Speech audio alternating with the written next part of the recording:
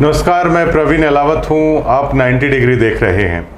आज से कुछ ही महीनों बाद या कहें कि 3 महीने बाद हरियाणा के विधानसभा चुनाव हैं वो होने वाले हैं और उसको लेकर अभी से तमाम पार्टियां हैं अपनी कमर है वो कस चुकी हैं। लगातार हरियाणा भाजपा की भी बैठकें जारी हैं और कल दिल्ली में राहुल गांधी हैं, हरियाणा के प्रभारी हैं दीपक बाबरिया जी, और कांग्रेस के विधायकों के साथ है वहाँ पर बैठक होती है। और बैठक में राहुल गांधी जी बधाई देते हैं, दीपेंद्र सिंह हुड्डा जी को भी बधाई देते हैं और कहते हैं पूरे देश में हरियाणा में कांग्रेस का वोटिंग परसेंटेज है वो सबसे ज़्यादा रहा। लेकिन एक बात को लेकर काफ़ी चर्चाएं हैं। बहादुरगढ़ से जो विधायक है राजेंद्र सिंह जून, वो उस बैठक में मौजूद नहीं थे और उसको लेकर सियासी अटकलें हैं, उनका बाजार गर्म हो चुका है। अभी फ़िलहाल हमारे साथ एक बहादुरगढ़ विधानसभा से बेहतरीन मास लीडर हैं राजेश जून साहब, वो हमारे साथ मौजूद हैं।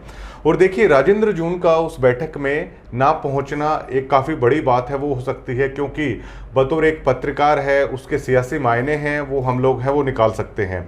और अगर हरियाणा में विधानसभा चुनाव की बात की जाए तो 2 ही ऐसे चेहरे हैं जिनको पूरा हरियाणा प्रदेश अब की बार चंडीगढ़ विधानसभा में देखना चाहता है। एक तो राजेश जून साहब और एक फल्टिया साहब हैं। पूरा हरियाणा प्रदेश की जनता चाहती है कि ये 2 चेहरे ऐसे हैं जिनको वाकई में अब की बार है विधायक है वो बनना चाहिए।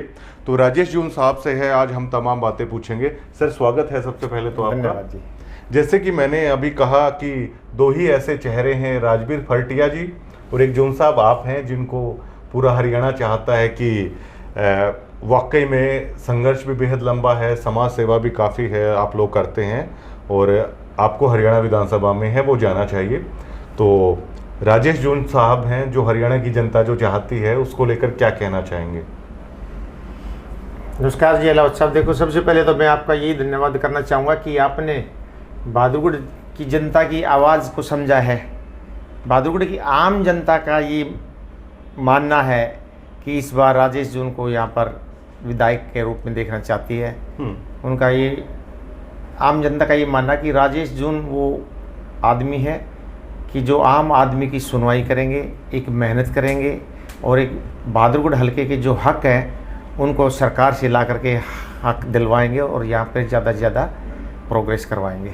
देखिए, कई बार जो बात जुबान पे नहीं आती वो मुस्कुरा कर आदमी है बता देता है। मैंने जैसे ये सवाल किया, आप आत्मविश्वास से सर मुस्कुराए हैं, क्या इसकी वजह ये मान के चला जाए कि चौधरी भूपेंद्र सिंह हुड्डा ने पिछली बार आपसे ये वायदा किया था और चौधरी भूपेंद्र सिंह हुड्डा का वायदा हमने आज तक सुना नहीं है कि हुड्डा साहब ने किसी का हाथ पकड़ा हो तो उस हाथ को कभी है उन्होंने छोड़ा हो। ये किस्सा क्या है सर, जो पूरा हरियाणा जानता है और बहादुरगढ़ की जनता भी जानती है कि आप भी अक्सर कहते हैं अपनी जनसभाओं में कि हुड्डा साहब ने मुझे वायदा किया था। ये पूरा किस्सा एक बार आप बताइए। नहीं, डेफिनेटली मैं इसी विश्वास के साथ जनता में भी कहता हूँ, आपको भी कहता हूँ कि भाई जनता ये चाह रही है कि भाई मैं विधायक बन के बहादुरगढ़ हलके की सेवा करूँ। उसी बात पे जो पिछले 2019 में हमारा यहाँ एक पब्लिकली ओपनली एक फैसला किया था भूपेंद्र हुड्डा जी ने, दीपेंद्र हुड्डा जी ने। मैं पत्रकार साहब, जैसे कि आप जानते हैं कि 2014 में मैंने इंडिपेंडेंट इलेक्शन लड़ा था। मैंने किसी भी पार्टी से टिकट का फॉर्म नहीं भरा था। मैं जिला पार्षद था और अगली इच्छा होगी एमएलए का इलेक्शन लड़ने की। मैंने इंडिपेंडेंटली अपना चुनाव लड़ा और बहादुरगढ़ हलके से मैंने 22% वोट मिली, 28,242 वोट मैंने मिली। फिर 2019 के इलेक्शन, लोकसभा इलेक्शन में हम दीपेंद्र हुड्डा जी के साथ जी जान से लग गए। उससे पहले 2017 में हमने कांग्रेस ज्वाइन करनी चाहिए, जो मैं 3 बार दीपेंद्र हुड्डा जी के पास ये प्रपोजल लेके गया, सर मैं कांग्रेस ज्वाइन करना चाहता हूँ। जो उन्होंने बताया कि भाई प्रोटोकॉल के हिसाब से हम ज्वाइन नहीं करवा सकते, ज्वाइन अध्यक्ष ही कराएंगे। उस टाइम पे अध्यक्ष थे अशोक तंवर जी। तो हमने तकरीबन 1 साल तक इंतज़ार भी किया और फिर जो कांग्रेस पार्टी का जो सिस्टम था उसी सिस्टम के तहत हमने कांग्रेस पार्टी ज्वाइन करी। अशोक तंवर जी अध्यक्ष थे, उनके साथ में, और अशोक तंवर जी के साथ में लग के पार्टी के लिए, कांग्रेस पार्टी के लिए खूब मेहनत भी करी। फिर जैसे ही 2019 लोकसभा आया तो लोकसभा के नाते से हमारी मीटिंग दीपेंद्र हुड्डा जी से भी हुई। मेरे को भूपेंद्र हुड्डा जी से भी मिलाया गया, तो उन्होंने मेरे को ये कहा कि भाई आप लोकसभा में दीपेंद्र जी के लिए मेहनत करो। और विधानसभा की मैंने बात रखी 2019 में लोकसभा के टाइम, तो उन्होंने मेरे को ये कहा था भाई वो तो विधानसभा के टाइम ही देखा जाएगा, लेकिन आप दीपेंद्र जी की मदद करो। तो उस टाइम भी मैंने दीपेंद्र जी के लिए जी जान से खूब मेहनत करी थी। अपनी खुद की यहाँ सब्जी मंडी में भी 2019 में मैंने अच्छी खासी रैली करी थी। और जब गोहाना में रोहतक सोनीपत की कंबाइंड जो रैली हुई लोकसभा में दीपेंद्र हुड्डा जी के और भूपेंद्र हुड्डा जी के इलेक्शन की, वहाँ भी मैं बहुत सारे आदमी यहाँ से लेके गया था। 2019 में मैंने टिकट मांगी, बट वो टिकट तो देखो जी एक ही आदमी को मिलती है, मेरे को टिकट नहीं मिली। और यहाँ के जो पुराने XMLA थे राजेंद्र सिंह, उनको टिकट मिली। उस बात का कोई गिला शिकवा नहीं था, हमने तो अपना मेहनत कर रखी थी। उस टाइम भी 2014 से 2019 जो 5 साल होते हैं, 60 महीने होते हैं, 60 महीने से 59 महीने मेहनत कर रखी थी। बाकी इलेक्शन के खाली 15 दिन बाकी थे। तो हमने ये सोचते हुए सब मेरे कार्यकर्ता भाई मैंने इकट्ठे करे। अगले दिन जैसे कि जिस दिन टिकट डिक्लेयर होगी, रात को हम 12:30 बजे 1 बजे के तकरीबन वहाँ से आए। ये पता चला कि टिकट हमारे को नहीं मिली। अगले दिन सुबह हमने अपने सभी कार्यकर्ता हमारे इकट्ठे हो गए। तो वहाँ कार्यकर्ताओं में काफ़ी जोश था, काफ़ी रोष था, दोनों ही बातें थी। फैसला ये हो गया कि भाई हमने फिर से 2019 में भी निर्दलीय उम्मीदवार के तौर पे इलेक्शन लड़ना है। और मैंने अपने सभी कार्यकर्ताओं का सम्मान करते हुए अपना फॉर्म भर दिया और हम निर्दलीय प्रत्याशी के रूप में अपना इलेक्शन लड़ने लग गए। उसके शायद 2 दिन बाद या 3 दिन बाद दीपेंद्र हुड्डा जी के मेरे पास फ़ोन आए, तो हम नाराज़ थे। मैंने फ़ोन नहीं उठाया। जाहिर है हो जाती है नाराज़गी। हाँ जी। और जैसे कि जिस दिन इंडिपेंडेंट कैंडिडेट का निशान मिलना था, उससे 1 दिन पहले हम एक साइड में एक प्लॉट है, 1 एकड़ का प्लॉट है, उसमें मैंने अपनी सभा कर रहा था कि भाई जस्ट कल इस टाइम 3 बजे वहाँ पे निशान मिल जाएगा। सॉरी। और हमने ऑलरेडी अपनी प्रेस वालों से, प्रिंटिंग प्रेस वालों से अपना डिजाइन सब बनवा दिया। उसमें खाली निशान डालना है और निशान हम वहाँ दे देंगे। आधे घंटे में हमारे हाथ में पंपलेट आ जाएंगे। तो मैं सब अपने साथियों को, जो यहाँ तकरीबन 4-5 हज़ार की संख्या में मेरे सभा में आदमी थे, मैं उनको सबको ये संबोधित कर रहा था कि भाई कल आपने सबने 3 बजे इकट्ठा होना है और हम यहाँ से पैदल चल के कोर्ट में चलेंगे, वहाँ से निशान लेंगे और निशान लेके तुरंत वहाँ से प्रिंटिंग प्रेस पे चला जाएगा और आधे घंटे तक हम टाइम पास करते हुए तब तक हमारे हाथ में पर्चे आ जाएंगे। हम वहीं के वहीं आर्य नगर से अपना प्रचार शुरू कर देंगे। उसी दौरान पता चला कि दीपेंद्र हुड्डा जी हमारे कार्यालय में आ गए हैं। तो बड़ी एक अजीब सी बात लगी। भाई दीपेंद्र हुड्डा जी से हम नाराज़ हो रहे थे कि हमारे को टिकट नहीं दिया। दीपेंद्र हुड्डा जी हमारे कार्यालय में आ गए। मैं भी सभा छोड़ के और किसी को, दूसरे सज्जन को ये माइक दे के कि आप सभा को हैंडल करो, और मैं ऐसे दीपेंद्र हुड्डा जी आ गए हैं, बता रहे हैं, सुना है, मैं एक बार मिलता हूँ जाके। तो हमारा तकरीबन 1.5 घंटा लग गया।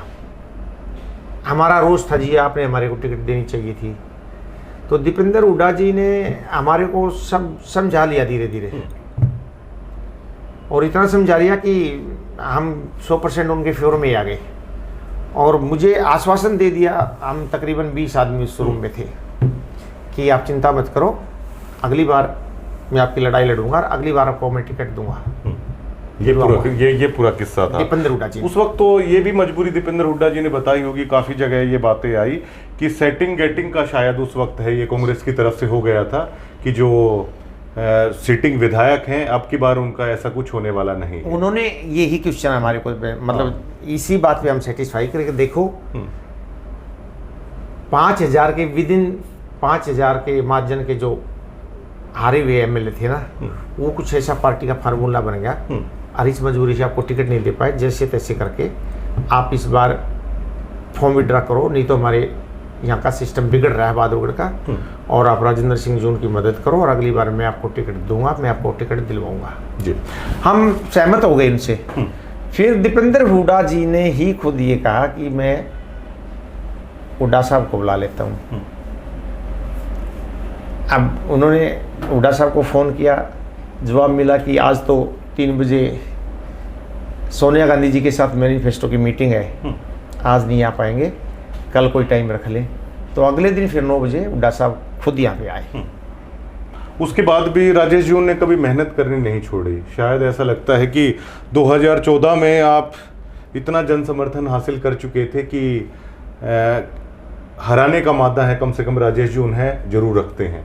19 में और शायद बढ़ोतरी थी, आप रुक गए, और 24 आते आते राजेश जून अपने जन समर्थन को इस कदर बढ़ा चुके हैं कि हालांकि मैं अभी जाना नहीं चाहूँगा उस चीज़ पे कि टिकट के बाद है क्या फैसला होता है, लेकिन अब की बार जो कांग्रेस का क्राइटेरिया वो बताया जा रहा है सर, सर्वे है, वो सर्वे भी चलेगा, सर्वे करवाया जाएगा, और ऊपर से चौधरी भूपेंद्र सिंह हुड्डा और दीपेंद्र सिंह हुड्डा जी ने आपके साथ है वायदा किया था। और पिछले 1-2 साल की मैं जो आपकी एक्टिविटी देख रहा हूँ, चुनाव में जिस तरीके से राजनेता एक्टिव मोड में रहते हैं उस तरीके से राजेश जून है लगातार लगे हुए हैं। तो कुछ बताना चाहेंगे कि आपका पक्का है अब की बार टिकट पर लड़ना?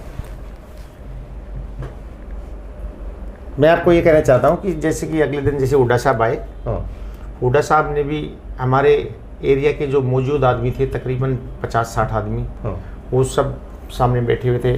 उनके सामने इधर मैं भूपेंद्र हुड्डा जी बैठे हैं, इधर मैं बैठा हूँ, राइट को लेफ्ट को राजेंद्र सिंह जून बैठे हुए थे। तो उन्होंने मेरे को यही कहा था कि भाई इस बार आप फॉर्म उठाओ और अगली बार आपको चुनाव लड़ाऊंगा, आप ये काम करो, मैं इसलिए आपके पास आया हूँ। तो मैंने उनको यही कहा था कि जी मैं फॉर्म उठाऊंगा, साथ में उन्होंने ये भी कहा था कि ठोक के आप राजेंद्र सिंह जून की मदद कर दो। मैंने उनको यही कहा था, मगर सर मैं अगर राजेंद्र सिंह जून की फॉर्म उठा के मदद कर दूंगा तो ये भी विधायक हो जाएंगे। उनका बल्कि मेरे को हमारे सीएम साहब ने, हुड्डा साहब ने मेरे को यही जवाब दिया था कि वो इतने टाइट शेड्यूल में इनको विधायक बनाने के लिए आया हूँ। मैंने उनको यही एक ही सवाल किया था कि सर ये विधायक हो गए तो मुझे आप टिकट कैसे दोगे, चुनाव कैसे लड़ाओगे, सीटिंग हो जाएंगे, कांग्रेस पार्टी का सीटिंग गेटिंग का फार्मूला है। तो मेरे को हमारे बड़े साहब ने यही कहा था उस टाइम पे सबके सामने कि आप सिटिंग गेटिंग को भूल जाओ, मैं आपको टिकट दूंगा, मैं आपको चुनाव लड़ाऊंगा। तो मुझे विश्वास है उनकी बात पे, मैंने तुरंत वही किया, फॉर्म उठाया और जी जान सी राजेंद्र सिंह जून का पूरे इलेक्शन में, हर सभा में, हर मोड़ पे जितने मेरे साथी थे उन सभी साथियों को देर सुबह, रात में, दिन में, सुबह फ़ोन करके ये कहा कि ये हार गया तो मैं हार गया, ये हार गया तो मेरी बेइज्जती हो जाएगी। हमने सभी पूरे ग्रुप ने टोटली वोट राजेंद्र सिंह जून की दी और इनको जिताया। इस लोकसभा के चुनाव में भी बताया जा रहा है कि बहादुरगढ़ में अगर दीपेंद्र सिंह हुड्डा गाड़ी में अगर किसी राजनेता को साथ रखते थे तो वो राजेश जून थे, और आपने बड़ा बेहतरीन और काफ़ी विहंगम प्रोग्राम भी आपने दीपेंद्र सिंह हुड्डा का किया था। हालांकि उस प्रोग्राम में आपने ये भी कहा कार्यकर्ताओं को कि दीपेंद्र हुड्डा जी ने देखिए वायदा कर रखा है भाई हमें अब की बार, और अब की बार है जी जान से है, कोशिश करनी है। मैंने अपने कार्यकर्ताओं को ये कहा था। जब अचानक 10 तारीख को ये फाइनल हुआ, 9 तारीख को रात में तकरीबन 9:30 बजे 9:38 पे कि भाई 10 तारीख की आप सभा रखो, 9 तारीख को शाम को ये फाइनल हुआ कि आप 13 अप्रैल की सभा रखो। तो बीच में हमारे पास दिन बच गए सिर्फ 10, 11, 12, 3 दिन। तो हमने अपनी खूब मेहनत इतनी करी कि फ़ोनों पे हम बैठ गए, फ़ोन करे सभी अपने, मेरा जितना भी सर्कल है, हमारा अच्छा सर्कल है बालूगढ़ पे। तो वो सभा हमारी ना, सभा एक हमारी रैली का रूप ले गई। तकरीबन होगा मेरे ख्याल से 8-10 हज़ार आदमी उसमें। तो उस समय मैंने अपने आदमियों को ये अपील करी थी कि आप हर रोज़ ये कहते हो टिकट का क्या रहेगा, टिकट का क्या रहेगा, टिकट का हुड्डा साहब ने कह रखी है, आप लोग हर रोज़ मुझे क्वेश्चन करते हो। आप दीपेंद्र हुड्डा जी को अगर ठोक के मदद कर दोगे, दीपेंद्र हुड्डा जी को अच्छे मार्जिन से जिता दोगे, तो हुड्डा साहब भी अपना वादा 100% पूरा करेंगे। दीपेंद्र हुड्डा जी ने डिनाई नहीं किया, वो मुस्कुराए थे जब आपने ये बात कही, मुस्कुराए थे। तो काफी बड़ा इशारा है, उस वक्त भी हुआ था। बहुत अच्छा रिजल्ट है सर, बहादुरगढ़ से आया अब की बार 20,000 से ज्यादा किसी ने सोचा नहीं था। लोग कई तो कह रहे थे कि बराबर भी उतर 22,000 से ज्यादा, हाँ बराबर भी अगर उतर जाता है तो बड़ी बात है, जीत ही मान लेंगे, जीत ही मान लेंगे। ऐसा है, वो लगातार लोग कह रहे थे, इवन दैट जो पॉलिटिकल एनालिस्ट हैं वो भी इसी बात को है मान रहे थे। लेकिन 22,000 से ज़्यादा की लीड है और तो एक लड़ाई तो राजेश जून यहाँ पे लड़ ली है। देखो जी, जीत मुझे गए। विश्वास था कि हम तकरीबन 20,000 वोटों से जीतेंगे। मैंने जिस दिन ये वोटिंग हुई थी उस दिन शाम को जो हमारे एमपी साहब की या टीम थी, उनका फ़ोन भी आया था कि बादरगुड़ के बारे में आपका रिजल्ट के बारे में क्या कहना है। मैंने उनको भी ये कहा था कि जी 20,000 से 10% प्लस माइनस कर लो। मुझे विश्वास ये था कि हमने 1 जनवरी 2024 से यहाँ पे अपना मकर संक्रांति का कार्यक्रम मैंने किया। खाली वोटर का किया जो बहादुरगढ़ का वोटर है, क्योंकि बहादुरगढ़ शहर बहुत बड़ा है, कई लाख आदमी रहते हैं। अगर उसमें हम ऐसा कोई सिस्टम नहीं बनाएंगे तो वो सिस्टम मेंटेन ही नहीं होगा, फेल हो जाएगा, पब्लिक कितनी हो जाती है। तो हमने एरिया वाइज आज जिस एरिया में फ़ोन करके आज आप आए, आपको मैं सम्मानित करना चाहता हूँ, हमने हल्के के 63,000 मतदाताओं को, जिसमें से आपका 63,000 मतदाताओं में से 50,000 आदमी, शायद वो मेरी काउंटिंग मुझे याद नहीं है, शहर का ही होगा, उनको हमने यहाँ सम्मानित किया। और हर रोज़ इकट्ठा होके जो भी ज़्यादा संख्या हो जाती थी, जब भी चलता रहता था कार्यक्रम तो, लेकिन सुबह थोड़ा लेट शुरू करना, गैदरिंग हो जाए, और चलते चलते तकरीबन जब भी 1,800 आदमियों की संख्या होती थी, तो हम हर रोज़ मैं और मेरे लड़के को जो यहाँ की जिम्मेवारी दे रखी यूथ कांग्रेस का अध्यक्ष सचिन, दोनों ही सब पब्लिक को ये रिक्वेस्ट करते थे, भूपेंद्र हुड्डा की जय, दीपेंद्र हुड्डा जी की जय, और हर किसी को ये लिखित में देते थे रिक्वेस्ट कि आने वाले समय में आप लोकसभा में दीपेंद्र हुड्डा जी की मदद करना, फिर मैं लड़ूंगा तब मेरी मदद करना। तो मुझे ये विश्वास था कि जो 63,000 आदमी मेरे बुलाए हुए मेरे कार्यालय पर आ गए, तो उनसे मुझे ये उम्मीद बढ़ गई थी, जिसमें से 50-55 हज़ार अकेले शहर के थे। मुझे ये उम्मीद हो गई थी कि इस बार हम 100% दीपेंद्र हुड्डा जी को अच्छी मार्जिन से बहादुरगढ़ से जिता कर भेजेंगे। जून साहब, बहादुरगढ़ में ये आवाज़ पूरी तरीके से बुलंद है। अब किसी भी आप आम आदमी से आप पूछ लीजिए कि अब की बल्कि बार बहादुरगढ़ में भी हम सर्वे के लिए आए हुए थे। एक प्रोग्राम था नूना माजरा गांव का जी, हाँ, नूना माजरा गांव का, हाँ, हमारे मेरे साथी पत्रकार हैं भारती, वो कवर कर रहे थे। तो उसमें कुछ महिलाओं से जब पूछा तो वो बिल्कुल खुलकर माइक पे ये बात कह रही थी कि टिकट है वो राजेश जी उनकी है, वो होनी चाहिए। बहादुरगढ़ में अगर किसी भी आप आम आदमी से पूछ लें तो वो खुलकर इस बात को बोलता है कि जो टिकट है वो राजेंद्र जी उनकी नहीं बल्कि राजेश जी उनकी है, वो होनी चाहिए। इसकी वजह क्या है? एक तो मैं इस बात को पूरी बता दूं जो आपने बता रहे हैं। आज बहादुरगढ़ का मतदाता एक अपने आप को ना फंसा हुआ समझ रहा है और भगवान से ये प्रार्थना करता है। बहादुरगढ़ के मतदाता की इच्छा है कि नीचे राजेश जून, ऊपर भूपेंद्र हुड्डा सरकार। तो उसमें एक प्रोपेगेंडा फैलाया जा रहा है कि भाई राजेंद्र जून तो ऊपर से संबंध है। हाँ, ये कहते हैं कि वाड्रा साहब के बिजनेस पार्टनर हैं। हाँ, मतलब तो ये प्रोपेगेंडा फैलाया जा रहा है। हाँ। वो प्रोपेगेंडा इसलिए फैलाया जा रहा है कि ये प्रोपेगेंडा है या हकीकत है? 100% प्रोपेगेंडा है। और वो प्रोपेगेंडा भी इसलिए फैलाया जा रहा है कि कोई आने वाला मेरे जैसा और कोई नया और दूसरे साथी हमारे उभर के ऊपर ना आए, वो उनको डराया जा रहा है। राजनीति में डरा के उनको अपने घर बैठे रहो, तुम्हारी इतनी औकात नहीं है, मेरा हिस्सा वहाँ तक है, मैं पार्टनर हूँ। तो ऐसा कुछ नहीं है। यहाँ पे जो कुछ भी है भूपेंद्र हुड्डा जी हैं, दीपेंद्र हुड्डा जी हैं। भूपेंद्र हुड्डा जी ने दीपेंद्र हुड्डा जी का मेरे पर 100% आशीर्वाद है।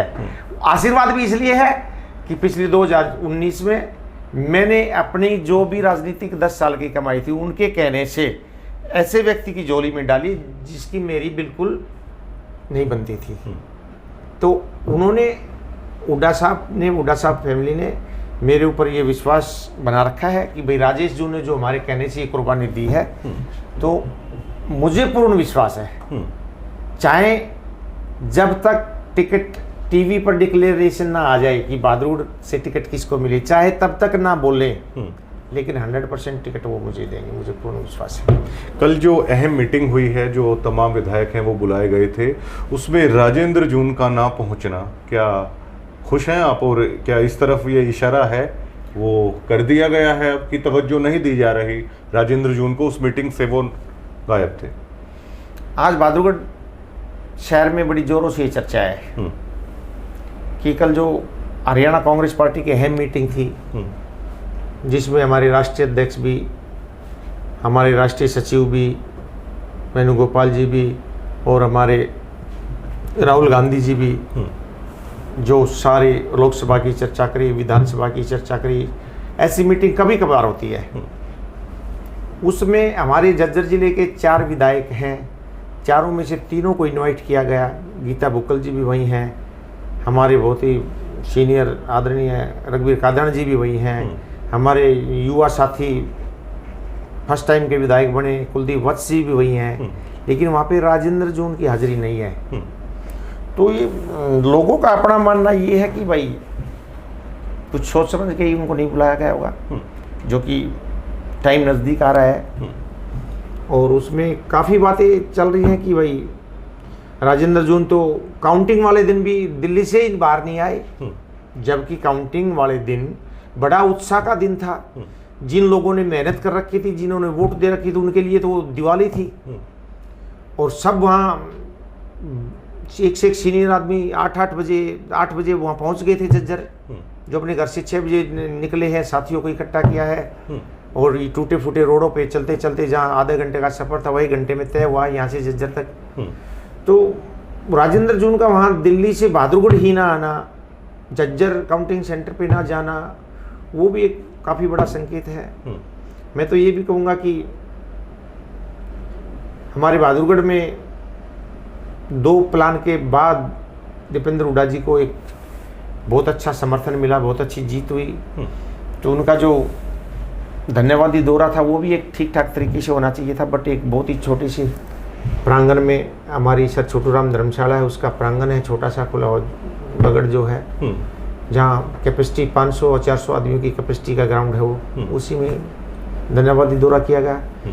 बल्कि जैसे मेरी सभा करने की ड्यूटी मेरी लगी, ऐसे अगर धन्यवादी दौरा भी ड्यूटी मेरी लगती तो मैं मानता हूँ कि भाई कहीं 4-5 एकड़ में टेंट होता, 4-5 दिन पहले 50 हलवाई बैठ जाते, बड़ा ही धूमधाम से एक रोचक दृश्य होना था। तो अभी तो जी कुल मिला के पब्लिक की एक ही पुकार है कि एक बार कम से कम 5 साल राजेश जून को मौका दिया जाए। और मेरी भी चाहत है कि अगर मुझे भूपेंद्र हुड्डा जी का आशीर्वाद रहा, दीपेंद्र हुड्डा जी का आशीर्वाद रहा, तो इस बार मैं अगर यहाँ का विधायक, जो जनता तैयार है, यहाँ की पब्लिक तैयार है, मुझे अगर यहाँ का विधायक बनने का मौका मिला तो मैं उन 5 सालों में 2024 से 2029 एक ही दिखाना चाहूँगा, एक ही काम, कि एक एमएलए का कर्तव्य क्या होता है, what is the duty of N MLA, वो मैं निभा के दिखाऊँगा। ऐसा नहीं है कि मैं एक आलसी हो जाऊँ, एक पैसा कमाने की होड़ में लग जाऊँ, एक जात पात की बात करूँ, एक खाली अमीर आदमी का ही स्वागत करूँ, एक आम आदमी को पूछूँ नहीं, गरीब आदमी की पूछी नहीं। मैं सबके लिए, 36 बिरादरी के लिए, अरे अमीर गरीब के लिए, सबके लिए 5 साल में एक एमएलए का उदाहरण बना के दिखाना चाहता हूँ। ये जो खासियतें अभी आपने बताई, ये राजेंद्र जून की खासियतें बता रहे थे आप।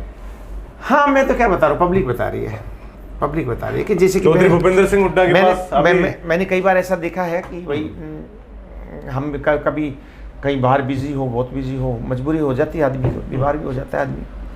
मैं कभी अपने ही गांव में, कभी जात पात में तो हम बांट ही दिए, मैं कभी ऐसी समाज के किसी बेटी की शादी में गया हूँ तो मैं ऐसा हुआ, मैं गांव में, अपने गांव में 11 बजे रात को गया हूँ, जो भी फर्ज बनता है, कपड़ा धोती, कन्यादान वगैरह का सिस्टम भैया हम निभाते हैं अपने समाज के अनुसार।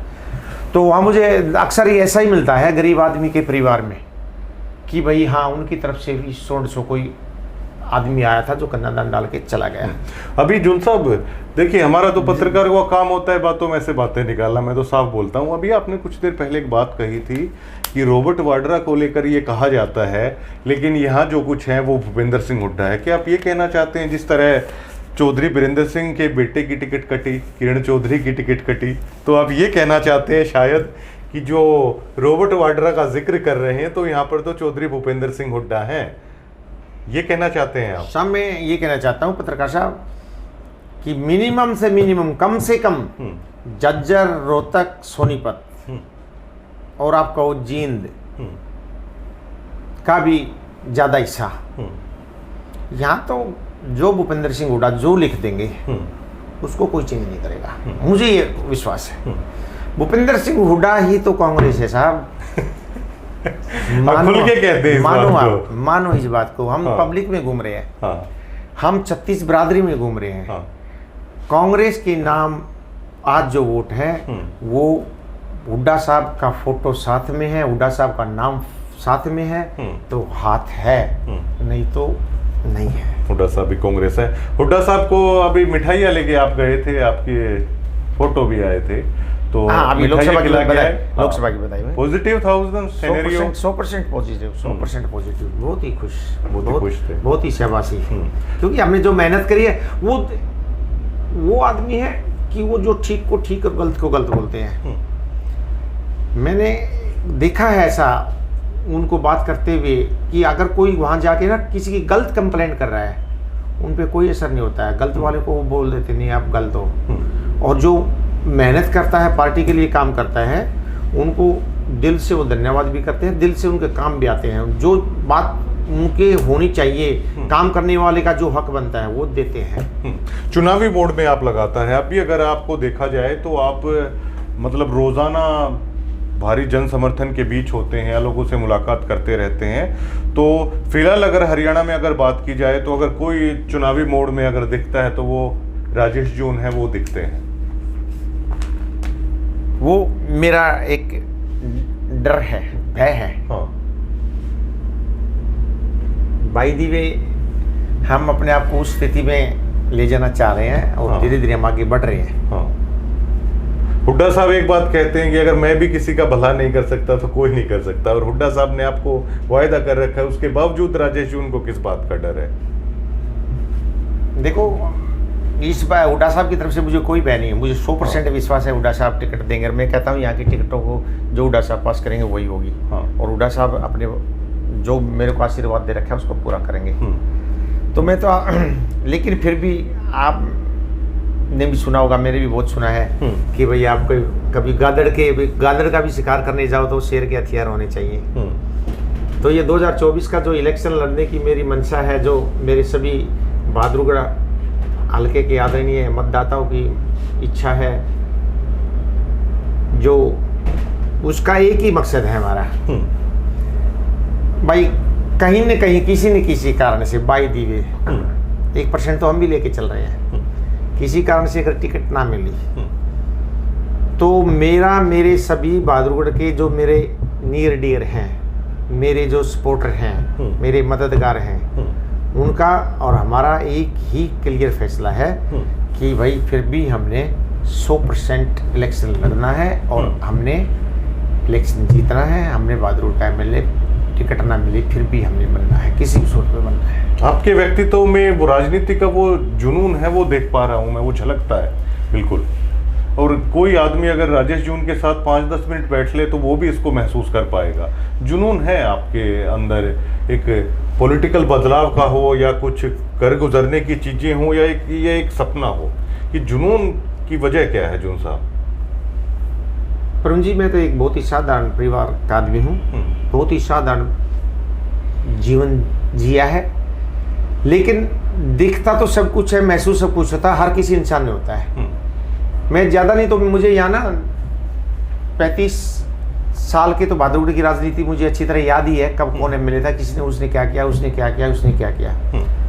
मेरे दिमाग में ये बैठा हुआ है कि अभी तक जो मैंने 35 साल का मेरा तजुर्बा है, एक एमएलए ने एक आम आदमी की मदद करनी चाहिए।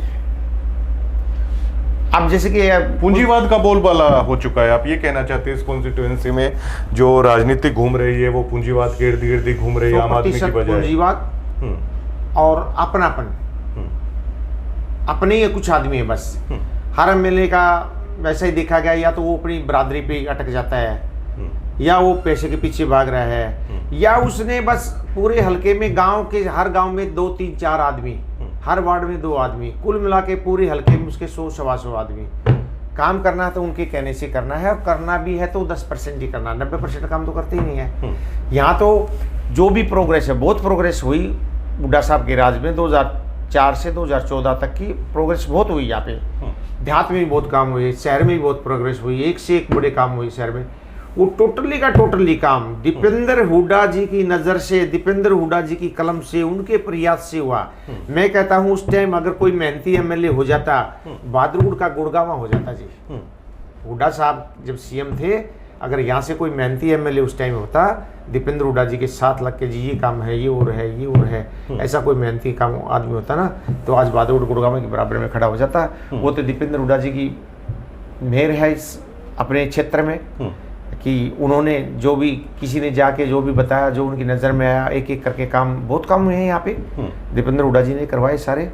लेकिन विधायक की तरफ से कोई मेहनत नहीं हो पाई, कोई अपने, उनका कोई ऐसा विजन नहीं है कि भाई आने वाले 5 साल में हम क्या कर सकते हैं, कोई ऐसा प्रपोजल बना के रखते ही नहीं है, कोई ऐसा कोशिश रहती ही नहीं उनकी तरफ से।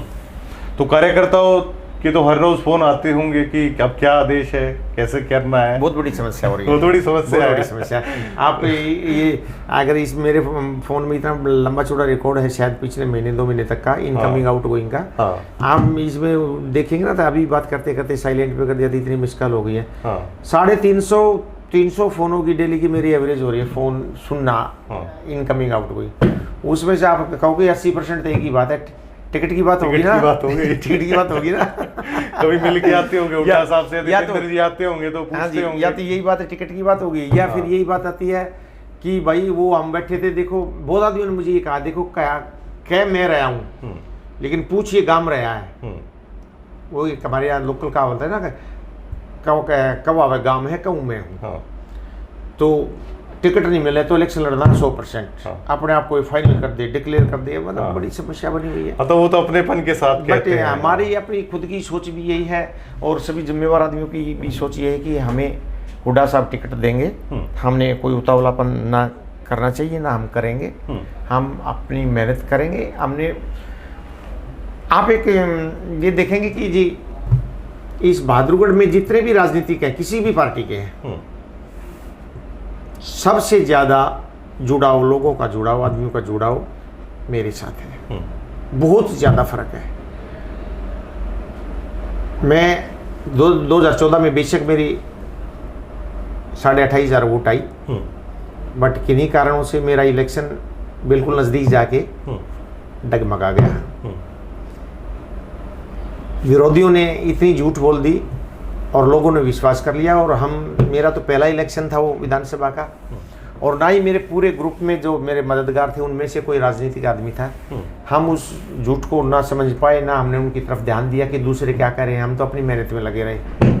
तो यहाँ बड़ा फ्रॉड झूठ बोल दिया कि राजेश जून तो बड़ा कर्जवान हो गया है, राजेश जून ने तो सबसे ब्याज पैसे उठा रखे हैं, राजेश जून का तो बस इलेक्शन ही खराब हो गया, तो डगमगा गया सिस्टम, मेरा बिगड़ गया। बट वो इलेक्शन के बाद मिलने वाले मेरे से सैकड़ों माताओं बहनों ने, आदमियों ने ये कहा, यार हमने तेरी वोट नहीं दी, बड़ा जुल्म हुआ, आप तो तेरे साथी थे, क्यों नहीं दी जी। बोला बस दिमाग में ये बैठ गई थी, भैया तो बहुत जीरो पे चला गया इलेक्शन। तो वो मेजोरिटी में मेरी उस टाइम पे 28,500 वोट मेरी ईवीएम में तो कैद हुई हैं 28,500, बट उस टाइम में मेरा मतदाता 40,000 था।